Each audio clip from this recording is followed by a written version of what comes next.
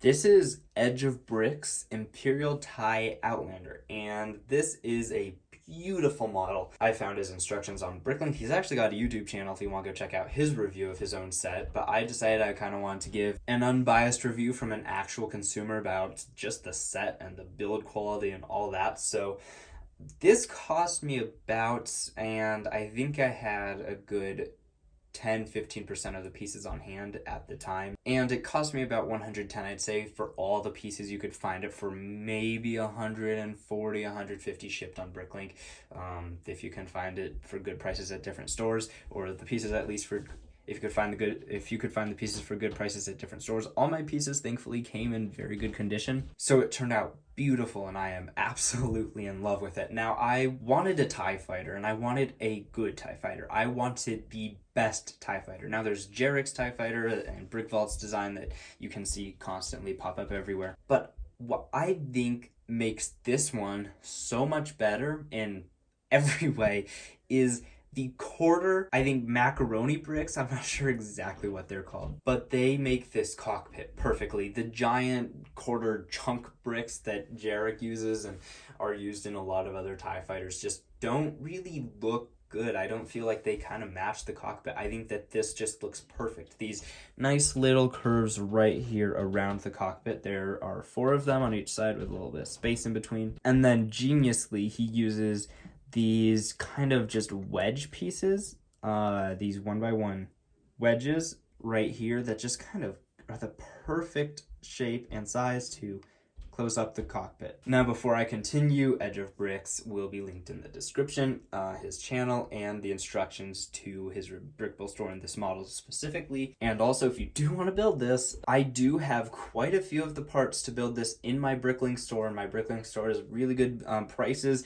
6-month average, some of the cheapest shipping on Bricklink. I'm losing money often on the shipping, but I just want to give everyone a very good experience, and I get your packages out on time, and I'm trying to do a really good job on Bricklink. So if you do want to build this, you can look my store up or click the link in the description to Battalion. That's my Bricklink store, same as my YouTube. Now, this is a perfect TIE fighter. It's got the beautiful light bluish gray on the inside as well as the outside. That's something LEGO never does right, because it just needs it on the inside to actually look like a TIE fighter. Now, what I think is perfect about this is the inside of the wings. They use these inverted 2x2 tiles, and they work perfectly. They just look great in there, and they add a nice tiled off look to the inside as well as the anti-studs. It just, the mix as well as like the studs with the tiles on the outside and the anti-studs with the tiles, it just makes anti-studs look so much better. And I don't like TIE fighters that are brick built. The wings are brick built,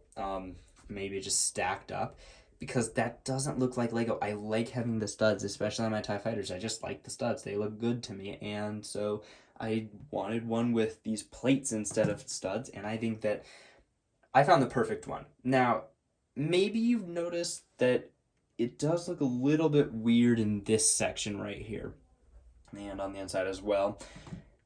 And that's for a very good reason. Now, not only did I get what I think is the best TIE fighter design, this thing also doubles as a TIE Outland, and I didn't buy the parts for the landing gear because I didn't want them, but as you can see,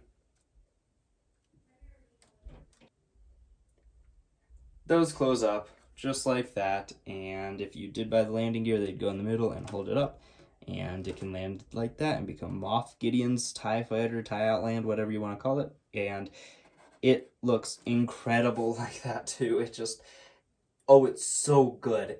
The ability to have such a structurally strong model, to have this amount of detail, to have it look like a TIE Fighter, like a perfect TIE Fighter, to use plates, and also to make it bend and be able to hold itself, it's truly incredible. Now, I think the one and only, to me at least, downside with the set is this piece right here. Now, if you look at this piece, you probably won't notice anything, but that piece is only found on this TIE Advanced. The rest are backwards. The prints are backwards because they are showing a different angle of the thing. On the normal TIE fighters, they use a smaller dish.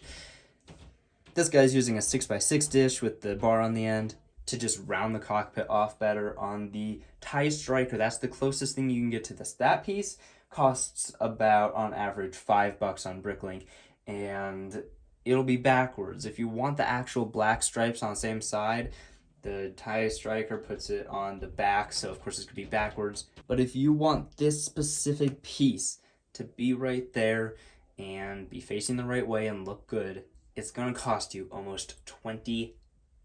Maybe you can find it cheaper.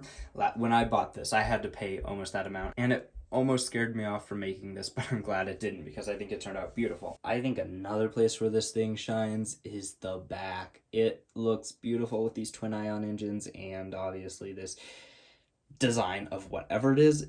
It's fragile. It falls out a lot when you're building it, but once you put it on display, it'll last. It'll stay in there and it'll stay put. And it just looks beautiful. It's perfect. I don't think you could do a single better job than that. It is absolutely amazing. This thing is incredible. I can't imagine having the skill to design something this well and for it to look like this when I was done. Inside, we have no less detail. We've got a control with a nice red dot on it just to get that kind of look of him and his targeting computer.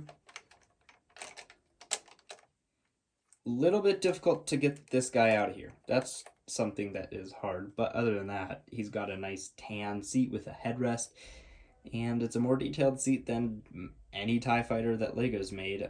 The only problem kind of is that there's no bottom seat detail. And then, of course, on the outside of the cockpit, we have these beautiful twin guns, and they look absolutely perfect. I think maybe the one kind of worst thing about this is these pieces are only connected down at the base, so they kind of tend to fall away from the model a little bit. This one's fine, this one's fine, these two kind of are falling away. This is at no fault to the creator. You can't help that. They should stay in place, but they're just, it's Lego. I searched for a long time. I tried a lot of different models, and this one is, in my opinion, the best. Plus, you get a Moff Gideon's TIE Fighter out of it, so what's better than that? It's perfect. Thank you for watching. If you did enjoy, you could like and subscribe. If not, no worries, and I will see you guys in the next video. Have a wonderful day.